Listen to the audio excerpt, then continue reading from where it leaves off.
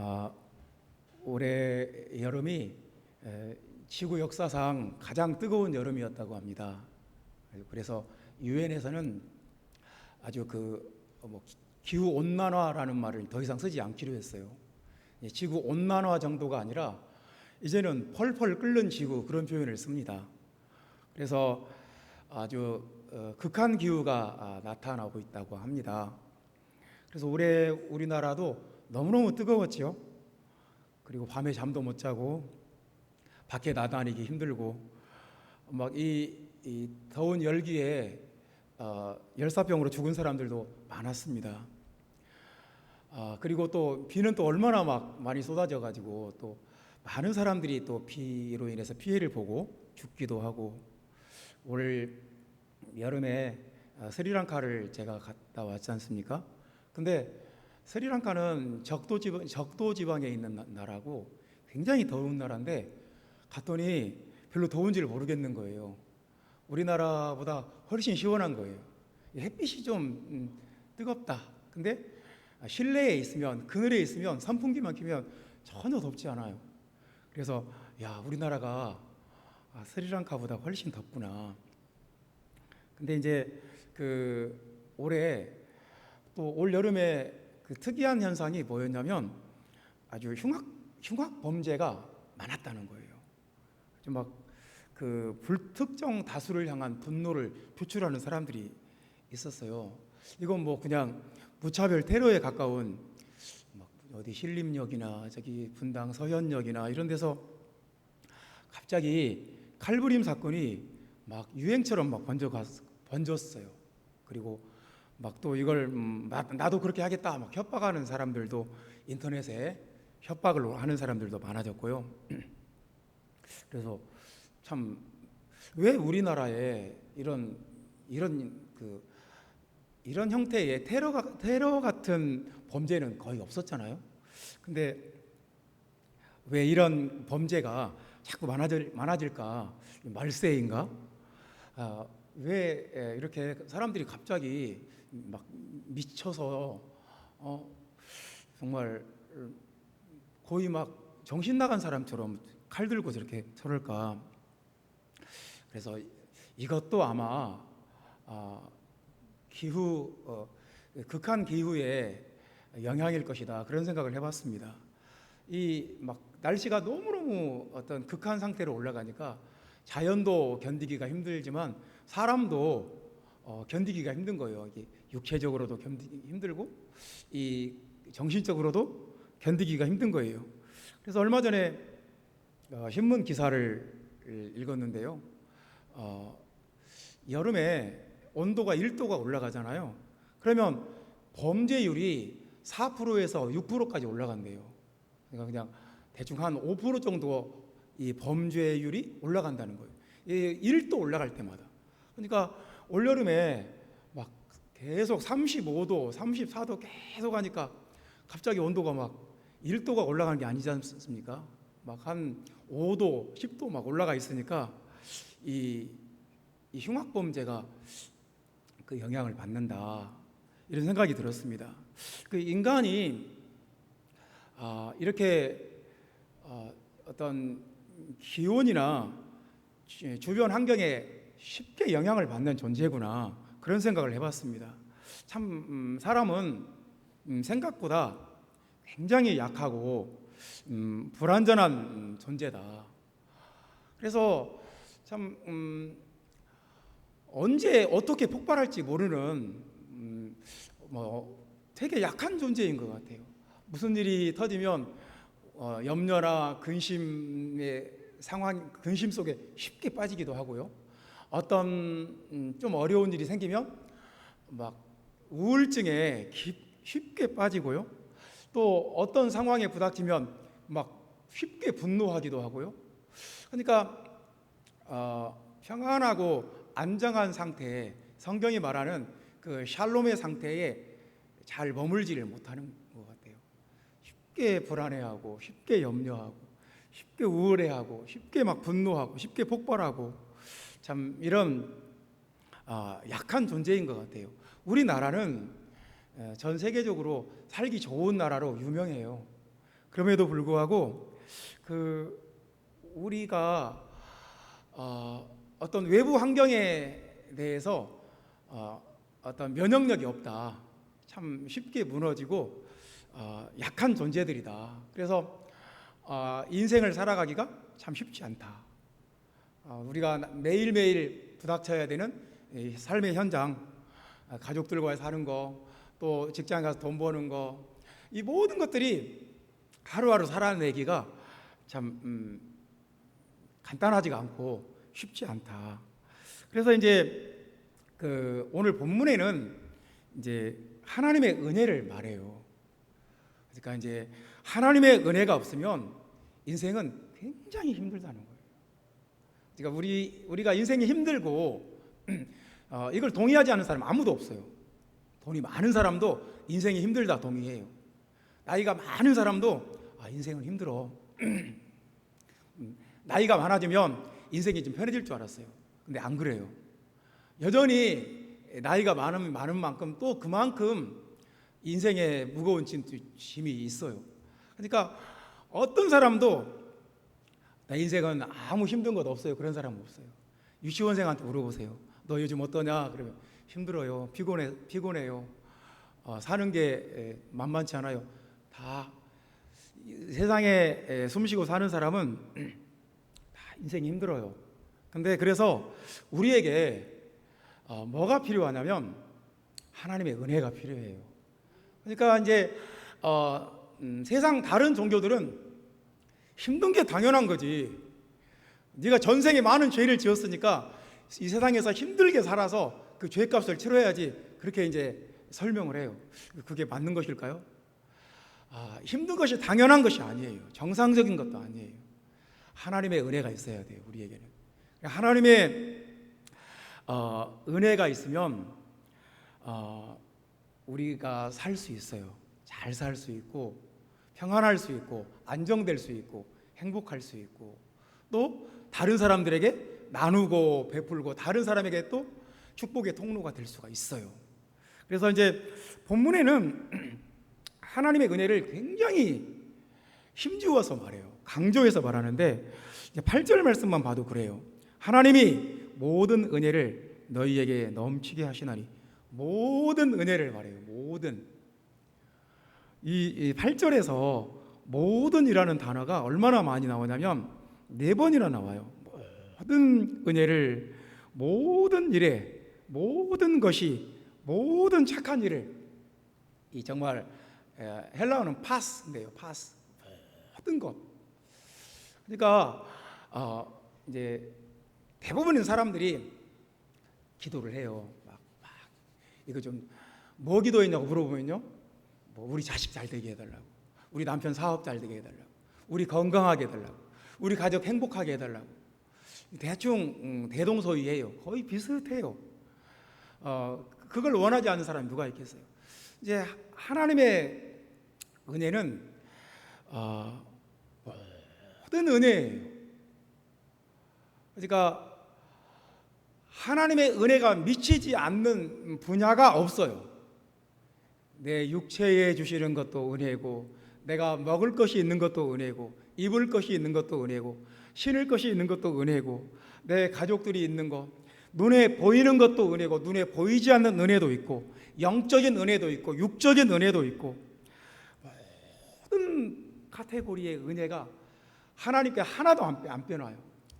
우리가 백화점이라는 말이 있잖아요. 100가지 물건이 있는 상점, 뭐 그런 뜻이에요. 가서 보면 100가지만 있습니까? 진짜 이 백자는 온전할 백자예요. 모든 것이 있는, 그러니까 그냥 숫자의 100이 아니에요. 옛날에는 100 그러면 아주 큰 숫자였기 때문에 이 백화점 그러면 100가지, 세상에 있는 모든 물건이 다 있다 그 말이에요. 백화점에 가서 내가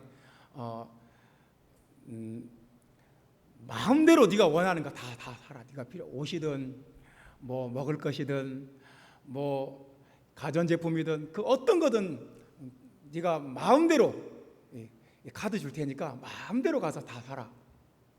모든 것을 다 살 수 있다라고 생각한다면 한번 생각해 봅시다. 하나님의 백화점에는 모든 은혜가 다 있어요. 없는 것이 없어요.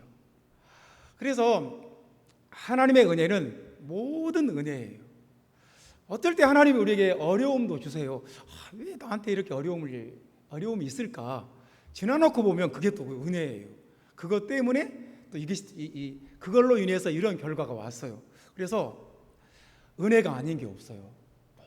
모든 은혜예요. 하나님의 은혜를 우리가 다 헤아려 볼 수가 없어요. 만 가지 은혜를 다 생각해 볼 수도 없고, 어쩔 때는 전혀 은혜가 아닌 것 같은데 은혜인 것이 있어요. 할렐루야. 하나님의 은혜는 모든 은혜예요. 참, 이 모든 은혜, 그러니까 우리에게 모든 은혜를 주시는 이 하나님을 우리가 배제해 버리고 하나님 필요 없다고, 하나님 은혜 없어도 된다고, 나는 내가 열심히 돈 벌어서 내가 할 거라고, 이게 말이 될까요? 말도 안 되는 소리예요. 나는 하나님 필요 없다고, 하나님 없어도 된다고, 하나님 은혜 없어도 된다고, 나는 내 힘으로, 내 재능으로, 내 실력으로 돈 벌어서 내 힘으로 살 거라고, 이게 가능할까요? 그렇지 않아요. 절대로 하나님의 그 모든 은혜가 우리에게 주어질 때 우리가 살 수 있어요. 하나님의 백화점에서 여러분에게 모든 은혜가 여러분에게 차고 넘치기를 예수님의 이름으로 축원합니다. 또 이 은혜에 대해서 어떤 말씀도 하냐면 14절에 보면요, 하나님이 너희에게 주신 지극한 은혜로 말미암아, 그런 말씀도 있어요. 지극한 은혜. 그러니까 하나님의 은혜가 얼마나 크냐면 이제 지극하대요. 지극하다는 말은 초월한다는 말이에요. 끝이 없다는 말이에요. 그러니까 우리가 상상을 할 수가 없어요. 하나님께서 우리에게 주시는 은혜는 어떤 극이 어떤 극단이라는 말이잖아요. 뭐 남극, 북극 할 때 그 끝을 말하잖아요. 근데 끝이 없어요. 지극해요. 아주 멀리 가도 그 끝이 안 나와요. 하나님의 은혜는, 우리에게 주시는 그 하나님의 은혜는 너무 높고 너무 깊고 넓고 너무 길어서 하나님의 은혜는 지극해요. 초월적인 은혜다. 그래서 사랑하는 형제자매 여러분, 하나님의 은혜가 없으면 우리 삶은 되게 한심해져요. 너무 지루해지고, 예를 들어서 봅시다. 돈을 어마어마하게 많이 가졌어요. 부모에게 물려받았던, 자기가 벌었던. 근데 하나님의 은혜가 없어요. 그러면 뭐 할까요? 뭐 좋은 옷 입겠죠. 좋은 집에 살고, 좋은 차 사고, 좋은 음식 먹고, 어디 여행 다니고. 근데 그게 계속 됐다고 합시다. 그게 재미있을까요? 참 지루할 것 같아요. 얼마 전에 그 타이타닉호가 가라앉은 막 대서양 막 1000m 넘는 깊은 바다에 사람들이 잠수정 타고 들어가서 잠수정이 고장나서 죽었잖아요. 근데 그거 한 번 타려면 억 단위로 돈을 내야 돼요. 근데 그래서 그거 타는 사람들은 돈이 뭐 그냥 그 상상할 수 없게 많은 사람들이에요. 막 뭐 자가용 비행기 있는 사람, 뭐 그냥 원하는 거 다 할 수 있어요. 땅을 사고 싶으면 땅을 살 수 있고, 회사를 사고 싶으면 회사를 살 수 있고, 못하는 게 없어요. 근데 이 사람들이 세상에 자기 힘으로 못하는 게 없어요. 너무너무 지루한 거예요. 그러니까 그 위험천만한 그런 일을 억 단위로 돈을 내고 하는 거예요. 다 죽었어요. 그래서 그 사건을 통해서 우리가 알 수 있는 건 뭐냐면, 돈이 많은 사람들은 뭔가 지루하고 따분하다. 그래서 뭔가 익사이팅한 것을, 그래서 죽음에 목숨을 걸고 그런 일을 하는 거예요. 바다 깊숙한 곳에 거기 가서 뭐 할 건데 도대체, 그 난파된 타이타닉호를 봐서 뭐 할 건데요? 그걸 추구를 해요. 왜 그럴까요? 너무 지루하거든요. 삶에 익사이팅이 없어요. 그래서 우리에게 하나님의 은혜는 지극해요. 그래서 정말 하나님의 은혜는 내가 상상할 수 없는, 상상의 한계를 뛰어넘어요. 이런 은혜가, 이 초월적인 은혜가 우리에게 있어요. 이런 은혜가 있는데 나는 하나님 은혜 필요 없다고, 나는 충분히 내 힘으로, 내 지혜로, 내 지식으로 내가 돈 많이 벌어가지고 내 힘으로 하나님 필요 없다고, 하나님 저리 가시라고, 하나님 원치 않는다고 이렇게 해도 될까요? 말도 안 돼요. 지극한 하나님의 은혜는 지극한 은혜예요. 또 하나님의 은혜는 어떤 거냐면 15절 말씀에 보면 말할 수 없는 그의 은사 그래요. 이것도 은혜예요. 선물이라는 뜻인데요. 하나님의 은혜는 선물이에요. 내가 잘해서 받을 자격이 있어서 받는 것은 아니에요. 이건 하나님의 은혜는 인간의 언어로 설명할 수가 없대요. 묘사할 수가 없대요. 너무 놀라워서, 너무 엄청나서 하나님의 은혜를 말로 다 할 수가 없다. 하나님께서 내게 주신 선물들을 말로 다 할 수가 없다. 그러니까 믿음의 세계는, 이 영적인 세계는 굉장히 그 차원 높고 굉장히 그 깊고 충만하고 정말 그 뭐라고 할까요? 말로 다 할 수가 없고 지극하고 모든 것이 다 있고, 생각을 해보세요. 그냥 프랑스 베르사유 궁전 같은 어마어마한 곳에 모든 전 세계의 모든 좋은 명품들이 가득하고, 거기서 내가 원하는 건 다 소유할 수 있고 그런 곳이 있다고 합시다. 천국 같은 곳이 있다고 합시다. 그것이 하나님의 은혜가 지배하는 세계예요. 그래서 근데 이제 중요한 것은 하나님의 이 은혜의 차원이 있다는 것을 알고 이 은혜 속에 들어가는 사람도 있고, 이걸 알지도 못하고 알아도 들어가지도 않고 추구하지도 않고 그냥 신앙생활을 피상적으로 해요. 그냥 종교적으로 해요. 오늘 주일날이니까 교회 가야지. 그래서 이제 수박 거달기라는 말이 있는데요. 하나님의 은혜도 그래요. 수박을 쪼개서 수박의 그 깊은 맛을 보고 이런 맛이구나, 이렇게 맛있는 거구나, 이렇게 시원하구나, 이렇게 내 몸에 유익하구나, 그것을 아는 사람도 있고, 수박 겉만 막 수박 별것 없네, 수박 이게 무슨 맛이야, 수박 겉만 살짝 핥아놓고. 신앙생활도 그래요. 하나님의 그 지극한 은혜 속에 말할 수 없는 그 은사를 받고 그 영적인 세계에 들어가는 사람도 있고, 그냥 수박 겉만 핥고 피상적인 신앙생활을 하는 사람도 있어요. 근데 이제 그러면서도 뭐라고 말하냐면, 나는 절대로 더 이상 들어가지 않을 거라고 말해요. 나는 신앙생활 딱 이 정도만 할 거니까 더 이상 나한테 요구하지 마세요. 기도하라고 말씀하지 마세요. 나는 주일날 딱 이 예배 딱 한 번만 딱 나오고 더 이상 헌신하지 않을 거니까, 내 시간 들이지 않을 거고, 내 마음을 바치지 않을 거고, 내 물질 들이지 않을 거고, 딱 이만큼만 할 거니까 목사님 나한테 더 이상 요구하지 마세요. 이렇게 당돌하게 말하는 사람이 있어요. 참 굉장히 황당했어요. 어떻게 지금 뭐가 지금 이 현실을 모르는 거예요. 이 하나님의 은혜의 차원을 모르니까 마치 교회를 자기가 다녀주는 거고 내가 교회 다녀준다, 이런 식이에요. 정말 얼마나 무식하고 얼마나 어리석으면, 얼마나 미련하면 이런 생각을 하는지 모르겠어요. 하나님의 그 은혜의 세계, 은혜의 차원, 모든 은혜, 지극한 은혜, 말할 수 없는 그 은혜가 이 하나님의 믿음 안에, 예수 그리스도의 그 나라 안에 있는데, 그걸 무시하고 그냥 자기가 종교 생활 하듯이 그렇게 말하면 참 너무너무 답답해요. 그래서 우리가 알아야 돼요. 모르면 우리가 그런 사람이 돼요. 그래서 하나님의 은혜 가운데 계속 들어가는 사람이 있는가 하면, 그 모르고 그 바깥에서 서성거리는 사람, 전혀 그 은혜의 차원을 알 수가 없어요. 지금 얼마나 그러면 이제 종교인이 되는 거예요. 그래서 이제 은혜의 차원에 들어가면 우리가 어떤 사람이 되느냐 하는 거예요.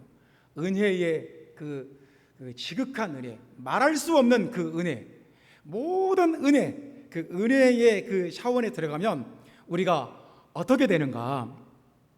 6절 말씀 우리 다 같이 읽어봅시다. 이것이 곧 적게 심는 자는 적게 거두고 많이 심는 자는 많이 거둔다 하는 말이로다.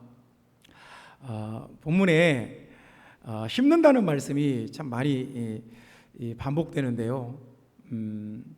9절에 흩어라는 말도 이렇게 뿌린다는 말이에요. 씨를 흩어서 뿌린다 그런 말이고, 그리고 10절에도 또 심는 자라는 말이 또 나옵니다. 그러니까 이제 하나님의 은혜 속에 들어가면 이제 사람이 어떻게 바뀌냐면 심어요. 심는 것이 얼마나 중요한지를 알고 심는 것이 얼마나 귀한 일인지를 알아요. 그래서 심어요. 제가 어렸을 때 시골 살았을 때 초등학교 1학년 때까지는 아주 시골에 살았는데요. 아주 막 산골짜기였어요. 막 산도 많고 논도 많고 밭도 많고, 우리 집에 농사가 그렇게 많았어요. 논도 많았고 밭도 많았고요. 그래서 항상 일이 많은 집이었어요. 벼농사는 기본으로 하고 밭농사도 많이 지었던 것 같아요. 항상 어렸을 때 나는 조그만하니까 따라다니기만 했어요. 배추, 무, 옥수수, 수박, 참외, 오이.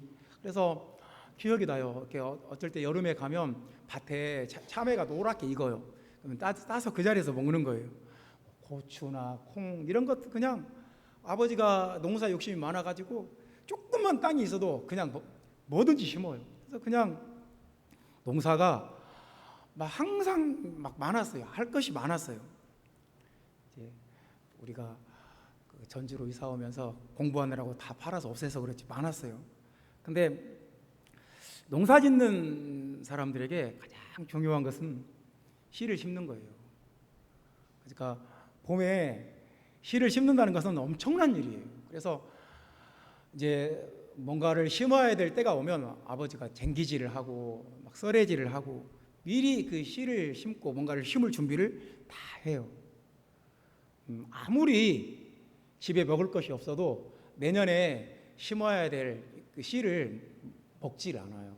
그럼 만약에 우리 먹을 것 없다, 우리 지금 식량이 없다, 고구마를 먹으면 먹었지 그 씨앗까지 먹진 않아요. 그걸 먹어버린다는 것은 그건 망하겠다는 거예요. 죽겠다는 거예요. 절대로 그 씨를 건들진 않아요. 어릴 때 할머니가 옥수수를 이렇게 밭에서 따가지고 오세요. 옥수수를 까면은 얼마나 옥수수 그 알맹이 하나하나가 예쁜지 몰라요. 노란색도 있고 뭐 보라색도 있고 여러 가지 초콜릿색도 있고 다양한 옥수수들을 막 까면 저는 항상 구경했어요. 이렇게 다양한 옥수수가 있구나, 이렇게 예쁘구나. 항상 그 색깔에 감동했던 것 같아요. 이런 무늬가 있구나. 근데 옥수수를 다 깠어요. 할머니가 가장 크고 가장 튼실하게 생겼고 가장 하여튼 좋은 옥수수는 안 먹어요. 그 몇 개 골라서 딱 이렇게 꽁댕이를 묶어서 처마에 달아놔요. 그 내년에 옥수수를 또 그걸로 종자를 심는 거예요. 그러니까 심는 것처럼 중요한 게 없어요. 심는다는 것은 이건 살기 위해서는 반드시 심어야 돼요. 이거 안 심고 안 심는다, 씨를 안 뿌리겠다, 이건 망하겠다는 거예요. 하나님의 은혜의 세계에 들어오면 심어요. 그러니까 그게 얼마나 중요한 줄 알아요. 하나님을 위해서 자신의 시간이나 자신의 물질이나 자신의 생명이나 무엇이라도 이렇게 희생하고 땅에 묻고 그것 때문에 자기가 죽어도 상관없어요. 자기의 생명도 심어요. 그러니까 하나님 나라 위해서 무엇인가를 심고 드리고 자신의 뭔가를 희생을 하고 이게 굉장히 중요한 거예요. 그러면 이게 나중에 몇십 배, 몇백 배, 몇천 배로 다시 돌아와요. 그러니까 은혜의 세계에 들어간 사람은 그걸 알아요. 적게 심으면 적게 거두고 많이 심으면 많이 거둔다는 것을 그건 법칙이에요. 안 그럴까요? 나는 하나도 심지 않고 다른 사람이 가을에 추수하는데 나도 추수하겠다고 달려들면 이상한 거죠. 그래서 영적인 세계에서는 똑같은 법칙이 적용이 돼요. 하나님 앞에 즐겨내는 사람이 돼요. 그래서 실절 말씀에 보면 그렇게 말씀합니다. 각각 그 마음에 정한 대로 할 것이요 인색함으로나 억지로 하지 말지니 하나님은 즐겨내는 자를 사랑하시느니라. 그 하나님의 은혜의 차원에 눈이 열리면 하나님께 즐겨내고요. 자주 그러니까 우리가 그 사람들을 같이 이제 목회자들하고도 많이 만나고, 근데 절대로 밥 안 사는 사람이 있어요. 항상 자기는 받아야 돼. 근데 그분이 없냐? 안 그래요. 누구보다도 부자예요. 잘 살아요. 근데도 안 사요. 밥 한 끼 안 사고 음료수 하나 안 사요. 커피 한 번 안 사요. 이럴 수 있구나. 그러니까 이런 게 작은 문제가 아니에요. 참 그 인색함으로나 억지로, 이건 마음의 상태인데요. 하나님의 은혜를 모르면 이렇게 돼요. 그러니까 우리가 하나님의 은혜를 알게 되면 절대로 인색하거나 억지로 살 수가 없어요. 되게 이렇게 넓은 마음, 베푸는 마음, 나누는 마음을 갖게 돼요. 이게 은혜예요. 하나님의 그 모든 은혜의 창고를 자기가 아는데 인색할 수가 없죠. 하나님의 그 백화점에는 만 가지 것들이 다 들어있는데 내가 여기서 좀 인색하고 내가 이렇게 좀스럽게 한다고 해서 이것이 내 삶에 결정적이지 않다는 걸 알아요. 근데 하나님의 은혜를 모르는 사람은 자기 10,000원짜리 한 장 쓰는 것도 벌벌벌 떨어요. 정말 자기가 이거 남한테 10,000원어치 뭘 사게 되면 자기가 어마어마하게 손해를 본다고 생각해요. 그래서 그것조차도 인색해.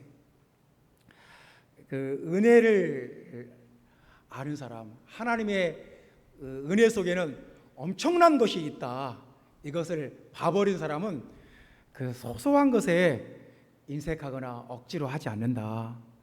그래서 인색한 마음으로 억지로 하는 사람은 이런 거죠. 나는 하나님의 은혜를 원하지 않는다. 하나님의 은혜를 받고 싶지 않다. 하나님의 은혜로 살고 싶지 않다. 내가 철저하게 구두쇠처럼 아끼고 모으고 쪼우고 이렇게 자린고비처럼 이렇게 해서 살고 싶지, 하나님이 내 창고에 부어주시는 것으로 살고 싶지 않다, 이런 거죠. 그러니까 그 영적인 차원, 그 은혜의 그 깊은 차원을 알지 못하면 사람은 굉장히 인색해져요. 굉장히 마음이 좁아져요. 그 은혜의 차원을 몰랐을 때, 그 영적인 차원을 모를 때 사람은 그렇게 돼요. 누가복음 12장 19절에는 이런 말씀이 있어요. 하나님이 어떤 사람 보고 이런 말씀을 해요. 너는 자기를 위하여 재물을 쌓아두고 하나님께 대해는 부요치 않다. 하나님한테는 되게 인색하다, 그 말이에요. 그래서 주님이 그 사람을 보고 어리석은 자야, 오늘 내가 네 생명을 취하면 네가 창고에 쌓아놓은 것이 다 네 것이 되겠느냐, 그렇게 말씀을 해요. 그러니까 우리가 하나님의 은혜를 발견하면 나누어주게 되고 베풀게 되고 하나님께 드리는데 전혀 제한이 없어요. 하나님이 그렇게 했을 때 하나님이 또 다른 방법으로 더 엄청나게 채워지는 걸 또 체험을 해요. 자꾸 선순환이 일어나요. 형제자매 여러분, 우리가 어떤 사람이 되어야겠습니까? 인색하고 억지스러운 사람이 되어야 되겠습니까? 아니면 하나님께 즐겨내는 사람이 되어야겠습니까?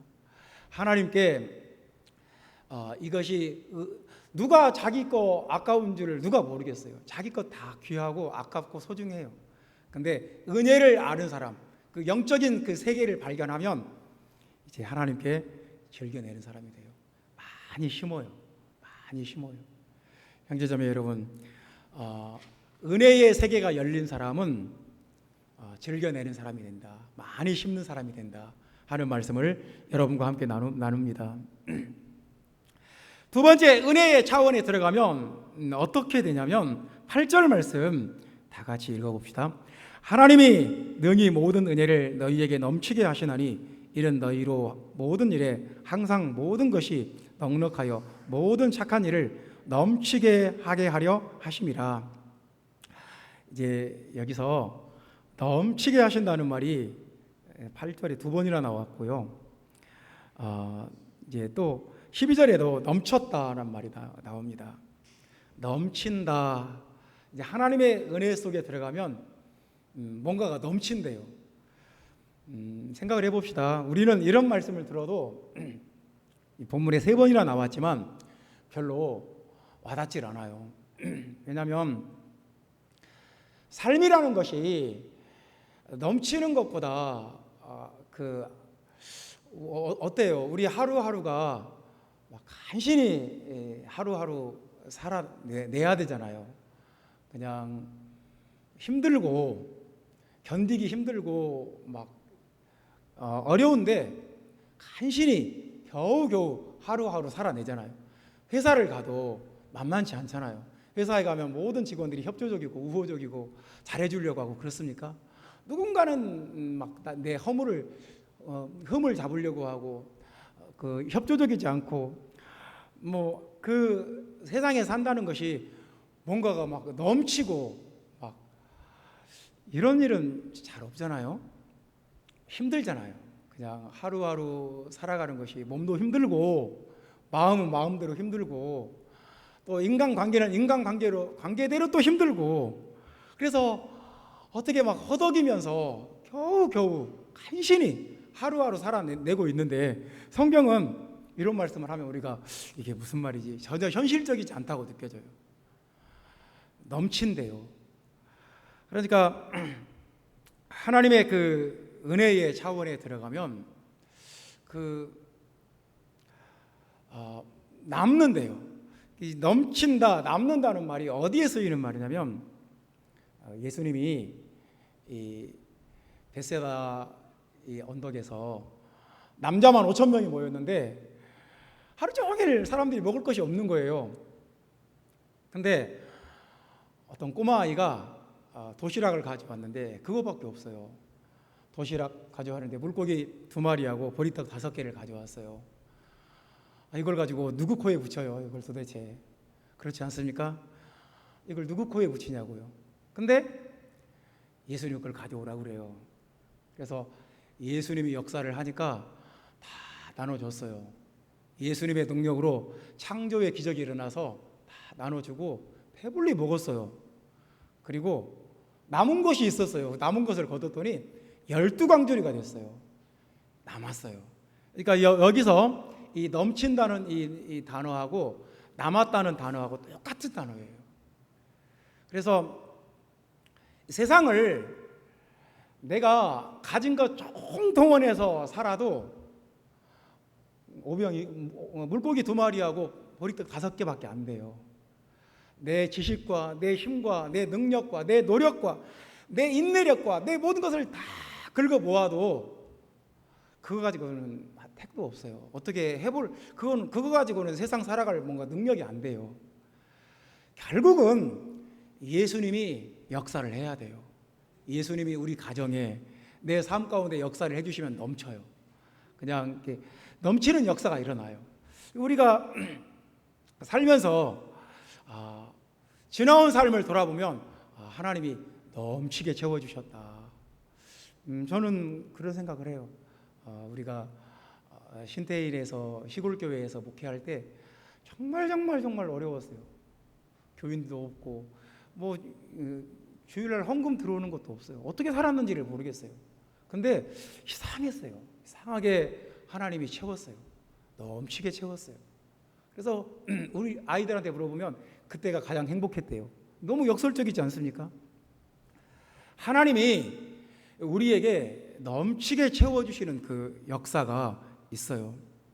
그 사람이 이거 참 신비한 차원인 것 같아요. 이상하게 잘 돼요. 이상하게 잘 풀려요.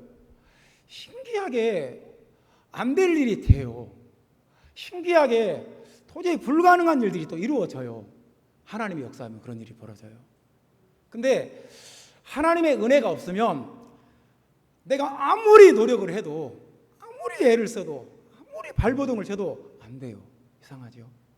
내가 정말 이것을 이루기 위해서 자기가 할 수 있는 건 별 노력을 다 해봐도 안 돼요. 그러니까 항상 화가 나 있어요. 그래서 하나님의 은혜가 없는 사람의 특징은 항상 화가 나 있고 항상 자기가 실패한 것 같고 뭔가 불특정 다수에 대한 분노가 있어요. 그래서 얼굴에 항상 화가 나 있어요. 그리고 거칠어요. 왜냐하면 자기는 죽어라고 노력해도 잘 안 되거든요. 그러니까 억울하고 분통이 터지고 화가 나는 거예요. 근데 하나님의 은혜 속에 들어가면 이건 될 일이 아닌데 돼요. 이건 불가능한 일인데 또 일어나요. 이건 정말 내가 노력한 것도 아닌데 이상하게 잘 돼 있어요. 참 이게 하나님의 은혜가 있을 때하고 없을 때는 엄청난 차이예요.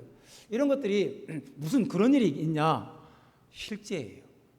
그러니까 똑같은 현실이 아니에요. 어떤 사람은 하나님의 은혜라는 그 넘치는 현실 속에 사는 거고, 어떤 사람은 정말 이를 악물고 바닥바닥 살면서 막 분노하면서 막 이를 갈면서 시기하면서 질투하면서 다투면서 막 속으로 욕을 하면서 막 그렇게 살아가는 거예요. 그냥 막 메마른 한 달 정도 물을 안 준 화분에 살아있는, 겨우겨우 살아있는 화초처럼 막 버티고 있는 거예요. 하나님의 은혜가 있어야 돼요. 하나님의 은혜가 있으면 넘치는 역사가 있어요. 이 본문에 넘친다는 말이 3번 나오고, 넉넉하다는 말도 있고, 풍성하다는 말도 있고, 더하게 한다는 말도 있고, 풍부하다는 말도 있고, 이 넘치게 이 말을 더 설명해 주기 위해서 4개의 헬라어를 또 썼어요. 그러니까 하나님께서는 이것을 굉장히 강조하고 싶은 거예요. 형제자매 여러분, 우리가 세상을 하나님의 은혜로 넘치게 살 수도 있고요, 간신히 살 수도 있어요. 겨우겨우. 이건 뭐 물질에 대해서뿐만 아니라 우리의 어떤 정신적인 것도 그래요. 정신적으로 하나님의 은혜가 풍부하게 살 수도 있고, 정신적으로 바짝 메말라가지고 그냥 아주 교활하고 아주 사악한 사람으로 살 수도 있고요, 악독해질 수도 있고요. 교회도 그래요. 하나님의 은혜가 넘치게 그래서 충만한 교회가 될 수도 있고, 그냥 바짝 마른 교회가 될 수도 있어요. 형제자매 여러분, 어떻게 해야 되겠어요? 하나님의 은혜 속에 들어가야죠. 하나님의 임재 속에 들어가야죠. 하나님의 기름 부음 속에 들어가야죠. 기도해야죠. 하나님을 찾아야죠. 이게 중요하지 않을까요? 우리는 세상에서 돈 벌어서 산다, 돈만 가지고 못 살아요. 넘치게 하시는 하나님의 은혜가 있어야 돼요. 3번째 말씀입니다. 하나님의 은혜 속에 들어가면 어떤 일이 벌어지느냐. 13절 말씀 다 같이 읽어봅시다. 이 직무로 증거를 삼아 너희가 그리스도의 복음을 진실히 믿고 복종하는 것과 그들과 모든 사람을 섬기는 너희의 후한 연보로 말미암아 하나님께 영광을 돌리고, 이제 하나님께 영광을 돌린다는 말이 나왔는데요.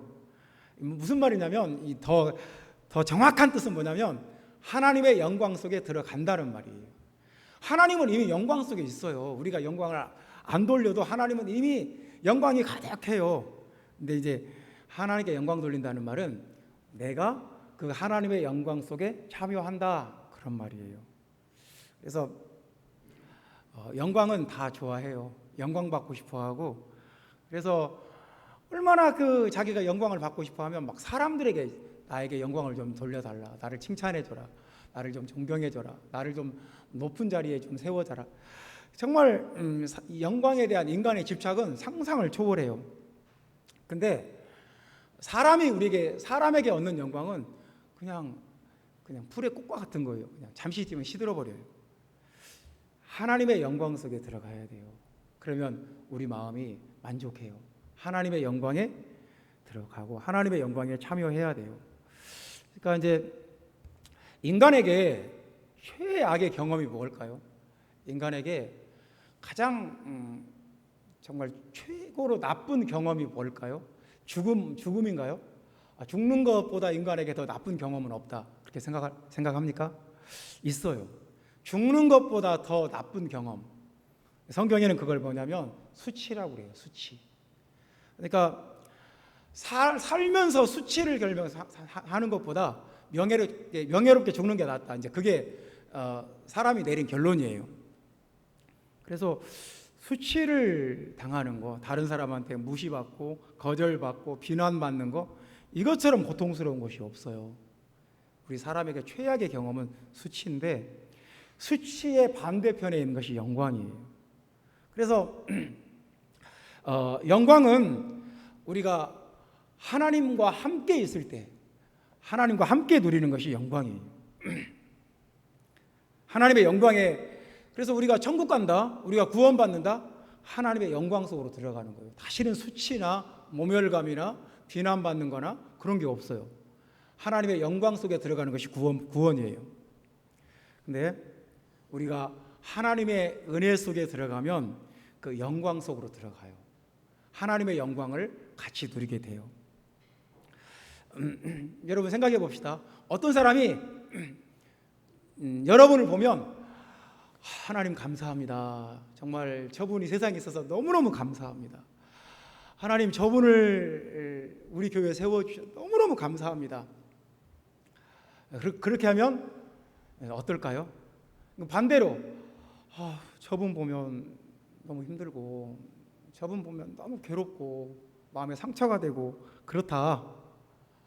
자, 어떤 차이일까요? 11절 말씀에 보면 그런 말씀이 나와요. 너희가 모든 일에 넉넉하여 너그럽게 연보를 하면 그들이 우리로 말미암아 하나님께 감사하게 하는 것이라. 이제 고린도 교회가 예루살렘 교회를 위해서 선교헌금을 하니까 이제 예루살렘 교회가 하나님께 감사하는 거예요. 그들 때문에. 생각해 봅시다. 이게 영광이에요. 우리로 인해서 누군가가 감사해요. 하나님, 아름다운 교회 교인들 너무너무 감사합니다. 이렇게 힘들고 어려운 가운데 끝까지 교회를 지켜내고 하나님의 교회를 끝까지 견뎌내고, 정말 저분들을 축복합니다. 저분들 정말 귀한 분들이고 감사합니다. 하나님, 우리 교회에 이 집사님을 세워주 얼마나 감사한지 모르겠습니다. 너무너무 감사합니다. 영광이에요. 그게 영광이에요. 여러분, 어떤 사람이 돼야 되겠어요? 다른 사람들이 우리 때문에 하나님께 감사해야 돼요. 네, 그 반대가 되면 안 되는 거죠. 그 반대가 되면 이제 정말 그 영광이 아닌 거죠. 우리가 하나님의 영광 안에 들어가면 우리로 인해서 하나님께 감사하게 돼요. 여러분, 하나님께 감사의 조건이 되시기를 주님의 이름으로 축원합니다. 또 14절에 보면 이런 말씀도 나와요. 또 그들이 너희를 위하여 간구한대요. 은혜를 받은 사람은 너무 감사한 거예요. 그 사람과 내가 일면식도 없고 친척도 아니고 가족도 아닌데 나한테 이런 은혜를 베풀어 준다고? 그러면 너무 감사하고 고마워서 기도가 나와요. 하나님, 저 가정에 축복해 주시고, 저 자녀들에게 복 주시고, 저 분에게 성령 충만하게 채워주시고, 기도하는 거 다 들어주시고 저분을 좀 축복해 주세요. 간구를 해요. 참 그래서 우리도 스리랑카에 가서 이렇게 많이 막 베풀고 나누고 그러면 항상 그래요. 말씀 나눠주셔서 감사하다고, 또 자기들에게 이렇게 격려해 줘서 고맙다고 꼭 그 말해요. 기도하겠다고. 아름다운 교회와 목사님 가정을 위해서 기도하겠다고 꼭 그래요. 기도하겠다고. 자기들이 뭐 보답할 게 뭐가 없으니까 꼭 기도하겠다고 막 힘주어서 말해요. 기도할게요. 서울에 있는 아름다운 교회에서 기도할게요.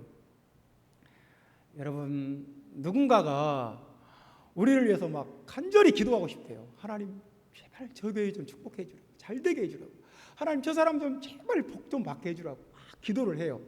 하나님이 그 기도를 안 들으실까요? 그러니까 내가 나를 위해서 기도하는 것보다 다른 사람이 나를 위해서 기도하면 하나님 더 잘 들어주실 것 같아요.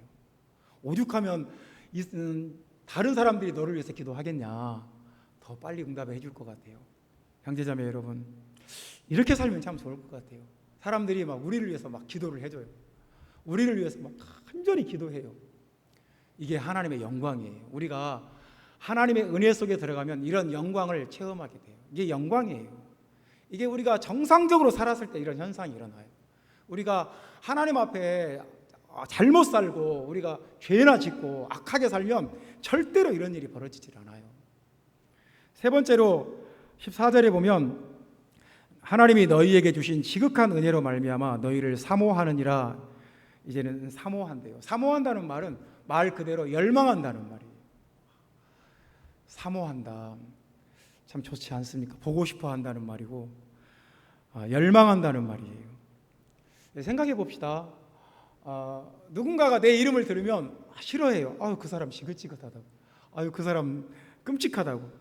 내 이름을 들으면 막 고개를 설레설레 흔들고 그 사람 꼴도 보기 싫다고. 그 사람 만나기도 싫다고. 그 사람 정말 괴물 같다고. 계속 막 남에게 상처나 주고 괴로움을 주면 정말 혐오의 대상이 되는 거죠.